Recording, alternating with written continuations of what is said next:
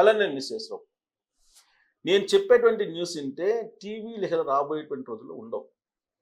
ఎందుకంటే Elon Musk Starlink అనే దాన్ని తీసుకొస్తున్నారు. ఇది వచ్చిన తర్వాత సాంకేతిక పరిజ్ఞానం విషయంలో చాలా మార్పులు, విప్లవాత్మకమైనటువంటి మార్పులు రాబోతున్నాయి. దాదాపుగా నేను 2014లో యుఎస్ వెళ్ళాను. అప్పుడే నేను చూశాను ఈ టీవీలు రాబోయేటువంటి రోజుల్లో ప్రాధాన్యత తగ్గుతుంది, రాబోయేటువంటి రోజుల్లో ఐపీటీవీలు వచ్చే అవకాశం ఉందని చెప్పి నేను అప్పుడే ఎక్స్పెక్ట్ చేశాను. కొంతమంది నా మిత్రులతో కూడా నేను షేర్ చేసుకున్నాను. ఎందుకు ఐపీటీవీలు వస్తాయి, ఇప్పుడు ఉండేటువంటి శాటిలైట్ ఛానల్స్ ఎందుకు తగ్గిపోయే అవకాశం ఉంది, వాటి ప్రాధాన్యత అనేదానికి నేను చెప్తాను. మీడియాలో గత 25 సంవత్సరాల నుంచి చూస్తే పేపర్ తర్వాత ఛానల్స్ వచ్చినాయి, శాటిలైట్ ఛానల్స్. శాటిలైట్ ఛానల్ తర్వాత ఇప్పుడు సోషల్ మీడియా వచ్చింది. ఈ సోషల్ మీడియాలో నెక్స్ట్ ఎండ్కి వెళ్తున్నారు సాంకేతిక పరంగా. ఎందుకంటే క్వాంటమ్ టెక్నాలజీ వస్తుంది, ఇంకొక వైపు స్టార్లింక్ వస్తుంది. స్టార్లింక్ అంటే ఇప్పటి వరకు మనం జనరల్గా మన 5G వచ్చింది, మనకి 6G వచ్చినప్పటికీ కూడా ఇంటరప్షన్స్ ఉంటాయి, ఇంటీరియర్ ప్లేస్లో రాదు. కానీ ఎలన్ మాస్క్ స్టార్లింక్ అనే దానికి మన భారతదేశం పర్మిషన్స్ ఇచ్చేసింది. సో ఎల్ఎల్సీలు అంటే లోయర్ లెవెల్ ఆర్బిట్లో శాటిలైట్స్ని ఏర్పాటు చేస్తారు. దాదాపు కొన్ని వందల శాటిలైట్స్, 700 పైగా ఉండేటువంటి చిన్న శాటిలైట్స్ రకరకాల ప్రాంతాల్లో భూకక్షలోకి ఆయన తీసుకెళ్ళబోతున్నారు. భూకక్షలో దాన్ని నియమించిన తర్వాత నేరుగా ఆ శాటిలైట్స్ ద్వారా సిగ్నల్స్ రాబోతున్నాయి, మొబైల్స్కి రాబోతున్నాయి. సో ఈ మొబైల్స్కి స్పీడ్గా, హై స్పీడ్గా నెట్ ఇంటరప్షన్ లేకుండా నెట్ వస్తున్నప్పుడు ఇంకా శాటిలైట్ వెళ్ళాల్సిన అవసరం ఏంటి, శాటిలైట్కి సంబంధించినటువంటి ఛానల్స్ చూడాల్సిన అవసరం ఏంటి. అదే తరహాలో ఐపీటీవీలు వచ్చినాయి అనుకోండి, వాటి ప్లేస్లో వాటి ప్రాధాన్యత తగ్గిపోయే అవకాశం ఉంది. సో పేపర్ ప్రాధాన్యత ఇప్పటికి కూడా ఉంది, కాకపోతే పేపర్ కన్నా ముందు న్యూస్ ఛానల్స్లో వస్తున్నాయి. న్యూస్ ఛానల్స్లో కన్నా ముందు ఇప్పుడు సోషల్ మీడియాలో అనేకమైనటువంటి న్యూస్ వస్తూ ఉన్నాయి. ఈ సోషల్ మీడియా నెక్స్ట్ లెవెల్కి వెళ్ళబోతుంది. దాన్నే ఇప్పుడు ఎలన్ మాస్క్ ప్రాజెక్టు ఇప్పుడు ఓకే చేసింది. బహుశా రాబోయేటువంటి నెలల్లో నెలకు 3,000 రూపాయలతోటి ఇది అందుబాటులోకి రాబోతుంది అని అంటున్నారు. నెలకు 3,000 రూపాయలు అంటే ఇంటర్నెట్కి ఎక్కువే, కానీ దాని స్పీడు, దాని రేంజి, బఫర్ అనేది ఉండదు. ఇక్కడ బఫర్ కాదు, ఎక్కడ ఫ్రీజ్ కాదు. ఇంటర్నెట్ అనేది ఎక్కడ ఫ్రీజ్ కాదు, ఇంటర్నెట్ ఎక్కడ ఫ్రీజ్ కాదు. ప్లస్ ఇప్పుడు మనం వాడుతున్నటువంటి ఇంటర్నెట్ ఏంటంటే ల్యాండ్ కేబుల్ నుంచి లేదా శాటిలైట్ నుంచి మన సిగ్నల్స్ నుంచి వస్తాయి, టవర్స్ నుంచి వస్తున్నాయి, శాటిలైట్ నుంచి రావట్లా. సో ఇది శాటిలైట్ కాబట్టి మీకు వర్షం వచ్చినా, ప్రకృతి వైపరీత్యాలు సంభవించినా వీటితో పని లేదు. ఇప్పుడు మనకి ఏదైనా ప్రకృతి వైపరీత్యమో లేదంటే భారీ వర్షాలు వచ్చినప్పుడు ఇంటర్నెట్ కట్ అయిపోతుంది, ఇంటరప్షన్ వచ్చేస్తుంది మనకి. అలాగే గాలులు వీచినప్పుడు కూడా వైర్లు తెగిపోతాయి, సో అప్పుడు ఇంటరప్షన్ వస్తుంది. తర్వాత ఇప్పుడు సిగ్నల్ టవర్స్ ఉన్నాయి. ఈ టవర్స్ ఉన్నప్పుడు వాతావరణంలో మార్పు వచ్చినప్పుడు మీకు ఆటోమేటిక్గా సిగ్నల్స్కి సంబంధించినటువంటి ఇంటరప్షన్స్ వస్తూ ఉంటాయి. రాబోయేటువంటి రోజుల్లో ఈ ఇంటరప్షన్స్ ఉండకుండా స్టార్లింక్ వచ్చేస్తుంది.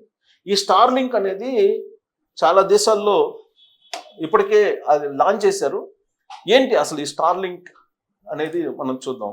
ఈ స్టార్లింక్ గురించి ఇప్పుడు లేటెస్ట్ అప్డేట్ ఏంటి అని అంటే, ఇదిగోండి, ప్రపంచ కుబేరుడు ఎలన్ మాస్క్ సారథ్యంలోని స్టార్లింక్ ఇంటర్నెట్ సేవల సంస్థకు భారత్లో ద్వారాలు తెలుసుకున్నాయి. ఇంటర్నెట్ సేవలు అందించేందుకు గాను సంస్థకు కీలక అనుమతులు ఇచ్చేశారు. ఇప్పుడు లేటెస్ట్గా భారత ప్రభుత్వం, మన ప్రభుత్వం అనుమతులు ఇచ్చేసింది. భారత్లో వాణిజ్యపరంగా ఉపగ్రహ ఇంటర్నెట్ సేవలు మొదలు పెట్టేందుకు అవసరమైన అనుమతులను భారత అంతరిక్ష సేవల నియంత్రణ సంస్థ అయిన Indian national space authorization and promotion centre, in space అంటారు దీన్ని, ఇది మంజూరు చేసింది.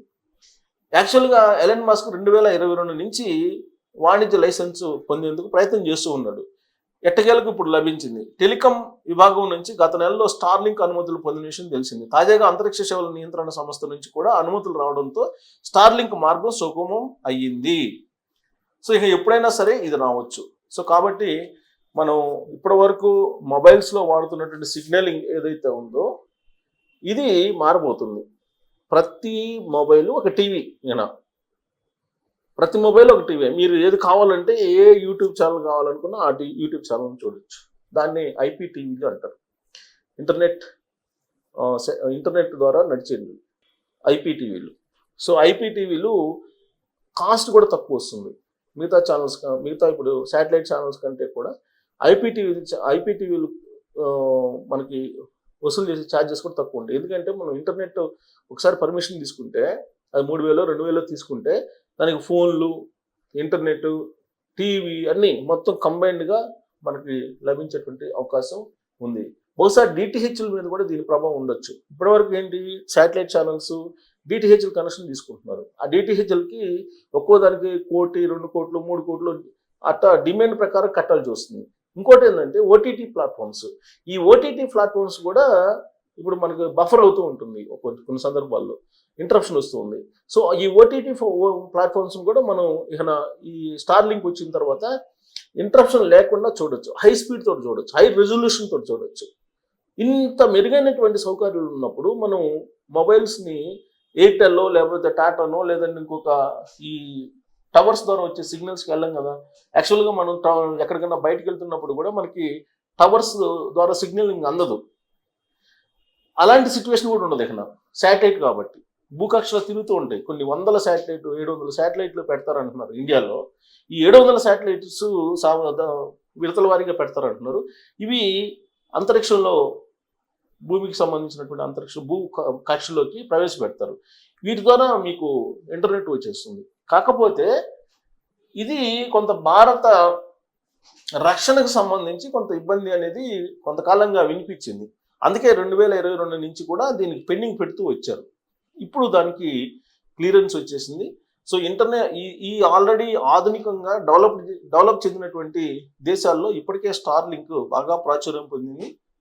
ఇప్పుడు భారతదేశంలోకి ఎంటర్ అవుతుంది. ఇది సాంకేతిక పరంగా మరొక విప్లవాన్ని అయితే తీసుకురాబోతుంది. పల్లెటూరు, మారుమూల ఇంటీరియర్ ప్లేస్లో, గిరిజన ప్రాంతాల్లో కాదు, కొండ ప్రాంతాల్లో, అడవి ప్రాంతాల్లో మీరు ఎక్కడికి వెళ్ళినా ఈ సిగ్నల్స్ ఉంటాయి, ఎక్కడికి వెళ్ళినా.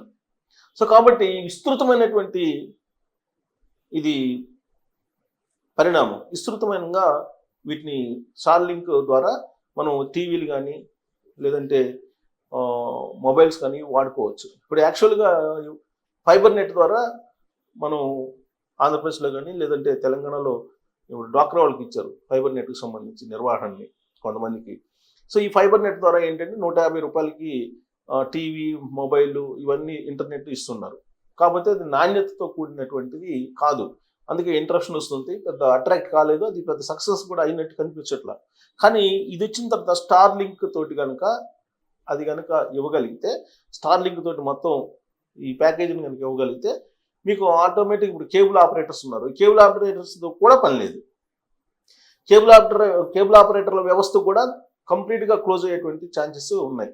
ఇప్పుడు వరకు మనం టీవీలు, కేబుల్ ఆపరేటర్లు వీళ్ళ మీద ఆధారపడి ఉన్నాం, రకరకాల న్యూస్ చూడటానికి కానీ రకరకాల ఎంటర్టైన్మెంట్ చూడటానికి కానీ.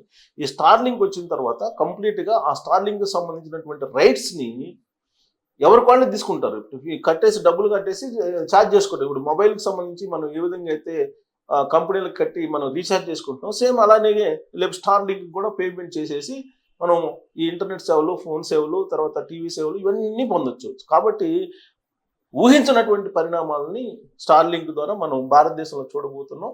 సో మెయిన్గా ఇప్పటి వరకు కేబుల్ ఆపరేటర్స్ మాఫియా అనేది ఒకటి కొనసాగుతూ వచ్చింది గత కొంతకాలంగా. టీవీ ఛానల్స్ పెట్టడం ఒక ఎత్తు అయితే, లాంచ్ చేయడం, టీవీ ఛానల్ లాంచ్ చేసిన తర్వాత వాటిని నిర్వహించడం అనేది చాలా టఫ్. అలాగే ఒక ప్రభుత్వం వస్తే ఇంకో ప్రభుత్వానికి సంబంధించిన అనుకూలమైన ఛానల్స్ని బ్యాన్ చేస్తుంది, ఇంకో ప్రభుత్వం వస్తే అవతల వర్గానికి సంబంధించినటువంటి ఛానల్స్ని బ్యాన్ చేస్తూ వస్తూ ఉన్నాయి, కట్ చేసుకుంటూ వస్తూ ఉన్నాయి. ఇక నా పరిస్థితి ఉండకపోవచ్చు, ఉండే అవకాశం లేదు. ఐపీటీవీలు ఇస్తే ఇంటర్నెట్ ఆధారంగా, స్టార్లింక్ ఆధారంగా మొత్తం ఇంటర్నెట్ సంబంధించిన ఐపీటీవీలన్నీ నడుస్తాయి. ఇంకా శాటిలైట్తో సంబంధం ఉండదు, డిటిహెచ్లతో కూడా సంబంధం ఉండదు. బహుశా టీవీల నిర్వహణ ఖర్చు తగ్గుతుంది, అలాగే ప్రజలకి అన్ని ఛానల్స్ వెళ్ళే అవకాశం ఉంది. దేన్ని ఇంటరప్షన్ చేయడానికి అవకాశం లేదు, ఇంటరప్షన్ చేసే ఛాన్సెస్ కూడా ఉండదు. కాబట్టి ఒక యుద్ధాన్ని మనం నెక్స్ట్ రాబోయే రోజుల్లో పొలిటికల్ యుద్ధాన్ని మనం చూడొచ్చు. ఎందుకంటే ఇప్పటివరకు కొన్ని రిస్ట్రిక్షన్స్ ఉన్నాయి కాబట్టి ఈ రిస్ట్రిక్షన్స్ ఉండేటువంటి అవకాశం లేదు. స్టార్లింక్ ద్వారా రాబోయేటువంటి రోజుల్లో మనం ఎలాంటి పరిణామాలు చూస్తామనేది నాకు తెలిసినంత వరకు నేను ఎక్స్పెక్ట్ చేసి చెప్తున్నాను. మీకు అవగాహన ఉంటే మీరు తెలియజేయచ్చు. Thank you.